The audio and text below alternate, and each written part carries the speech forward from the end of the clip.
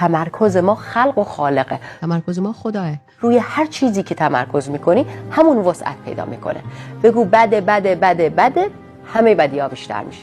رو سختی‌ها تمرکز، اینقدر سختی‌ها زیاد میشه. بگو خوبه، به نفع منه، این به نفع من تموم میشه و اونم وسعت پیدا میکنه.